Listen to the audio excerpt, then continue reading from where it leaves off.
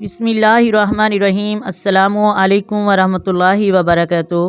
میرے محترم ناظرین، آج کی اس ویڈیو میں ہم آپ کو بتائیں گے کہ ماہ شعبان میں رکھے جانے والے روزوں کی نیت کیسے ہوتی ہے اور شب برات کے روزوں کی نیت کیا ہے، اس کی کیا اہمیت ہے اور شب برات کے روزے کی نیت کس طریقے سے کی جاتی ہے۔ نیت دل کے ارادے کا نام ہے۔ جب ہم دل میں کسی بات کا ارادہ کرتے ہیں تو وہ نیت کہلاتی ہے، اور حدیث مبارکہ میں ہے کہ حضور اکرم صلی اللہ علیہ وآلہ وسلم نے فرمایا کہ تمہارے اعمال کا دار و مدار نیتوں پر ہے۔ محترم ناظرین، نیت کرنے سے جو ثواب ملتا ہے، نیک عبادت وہ سب سے افضل ہے۔ آئیں میرے محترم ناظرین، آپ کو بتاتے ہیں، ویسے تو ہر نیک کام کو اگر ہم بغیر نیت کے کریں گے تو پھر بھی ثواب ہوگا، لیکن جب ہم نیت کے ساتھ کریں گے اس کا ثواب بہت زیادہ ہوگا۔ اب بات کرتے ہیں کہ ماہ شعبان المعظم میں کتنے روزے رکھنے چاہیے، تو اس کے بارے میں حضرت ابو ہریرہ سے اور حضرت علی رضی اللہ تعالی عنہ سے روایت ہے، اور حضرت اماں عائشہ صدیقہ رضی اللہ تعالی عنہا سے بھی روایت ہے کہ حضور اکرم صلی اللہ علیہ وآلہ وسلم اس مہینے میں باقی تمام اسلامی مہینوں سے زیادہ جو نفلی روزے رکھے جاتے تھے وہ اسی مہینے میں زیادہ رکھتے تھے۔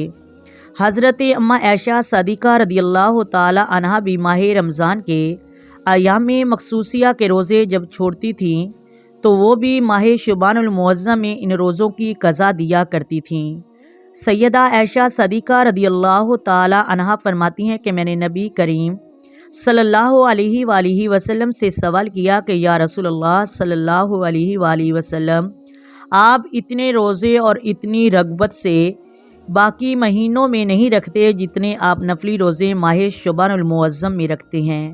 تو حضور اکرم صلی اللہ علیہ وآلہ وسلم نے فرمایا، عائشہ، اس مہینے میں حساب و کتاب اللہ کی بارگاہ میں جاتا ہے، اور میں چاہتا ہوں جب میرا حساب و کتاب پروردگار کی بارگاہ میں جائے تو میں روزے کی حالت میں ہوں، میں صوم لکھا جاؤں۔ تو اب بات رہی کہ اس مہینے میں روزوں کی نیت کیسے کی جائے، کتنے روزے رکھنے چاہیے۔ تو محترم ناظرین، آپ کی جتنی ہمت ہو سکے آپ اتنے روزے رکھ سکتے ہیں، چاہے آپ 11 شعبان کا روزہ رکھیں، 12، 13 اور 14 کا بھی رکھ سکتے ہیں، یا 13 اور 14 اور 15 کا روزہ بھی رکھ سکتے ہیں۔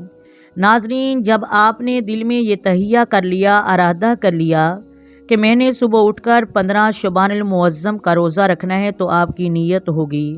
اگر آپ رات کو نیت نہ کر سکیں، جب آپ نے صبح روزہ رکھنا ہے اس وقت بھی نیت کر لیں کہ میں نے یہ شعبان المعظم کا روزہ رکھنا ہے، تو آپ کی نیت ہو جائے گی۔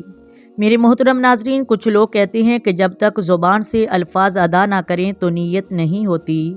زبان سے الفاظ ادا کرنے ضروری ہیں، تو یہ بات سراسر جہالت ہے، اور یہ بات غلط ہے کہ زبان کے ساتھ الفاظ ادا کرنے سے ہی نیت ہوتی نہیں۔ جب آپ اپنے دل سے ارادہ کر لیتے ہیں، اور نیت بھی دل کے ارادے کا نام ہے، نیت ہو گئی، چاہے وہ آپ روزہ رکھتے وقت نیت کر لیں، آپ نیت رات کو سوئے وقت کر لیں۔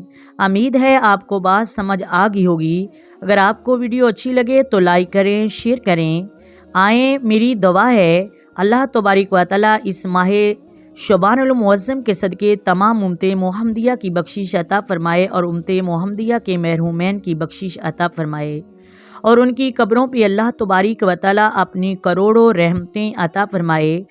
آمین ثم آمین۔ آئیں مل کر آقا دو عالم نور مجسم صلی اللہ علیہ وآلہ وسلم کی ذات پر درود و سلام کے نذرانے پیش کریں۔